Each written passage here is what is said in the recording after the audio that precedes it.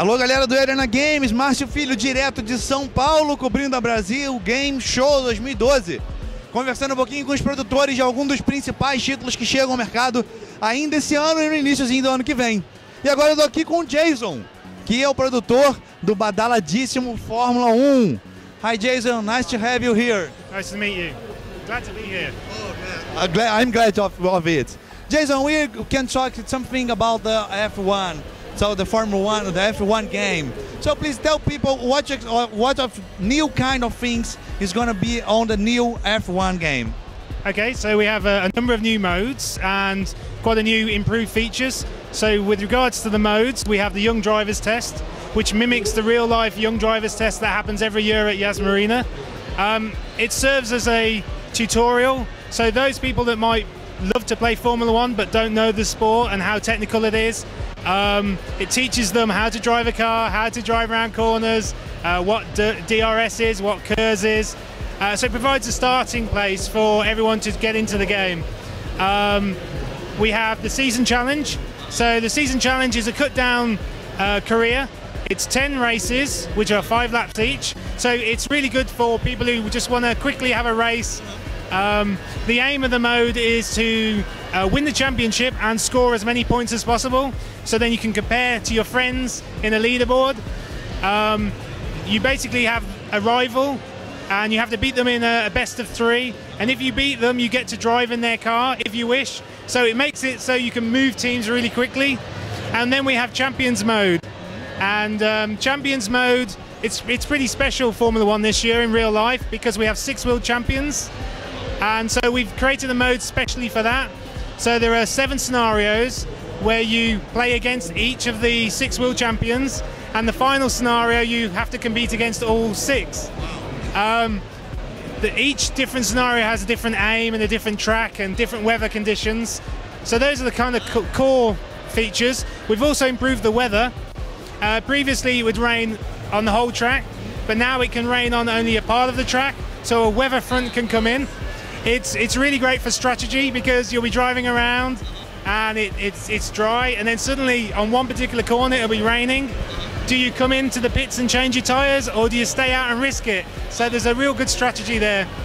We've obviously improved the graphics, the physics and the car handling, and we now also have RaceNet, which allows people to log online, see their stats and take part in weekly challenges. So Jason, you said you listed some kind of types of modes, you know, of the game, and I can see that some of them focus on some type of mid-core people that want to play Formula F1 but didn't know how to play or didn't even play that, and some type of modes that's so hardcore, like the strategy of weather conditions different on the same track. Wow, man, it's crazy. What about this strategy to focus on different kind of people, of audience, you know, on the same game? How to work on that? I mean, obviously it's very difficult with Formula 1 being such a big sport and many, so many fans. It is difficult to try and make a game accessible for everyone, but also have enough features that it looks realistic, and it gives people the impression they're driving a real Formula 1 car. Things like the weather, they can be switched on and off. In certain modes, they don't appear. So if you're starting out, you can jump in, you can switch all the assists on. It makes it a lot easier. But if you are a hardcore player, you can still play those modes. I'm a hardcore gamer and I play those modes. But you can also switch off the assists and really, make it as hardcore as you want. So, Jason, Brazilian people is passionate about F1. You know that. We have a history on F1 with Ayrton Senna, Emerson Fittipaldi, and many others.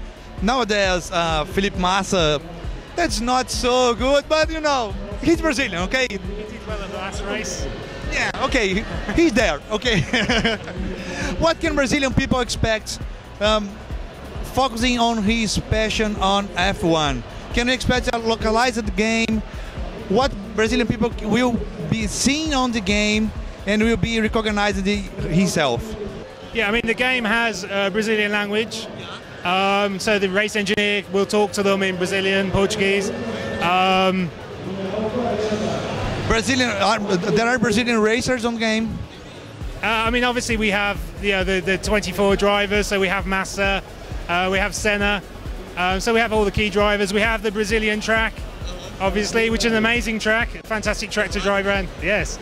Nice. Kevin, yeah. So Kevin, when and for what consoles will be F1 being launched this year? Okay, so F1 is currently available for the PC, Xbox, and PS3.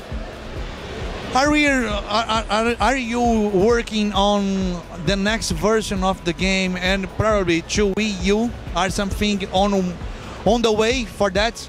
At the moment, we're obviously focusing on patching the current game. We've just done 5 patches, I think, on Steam.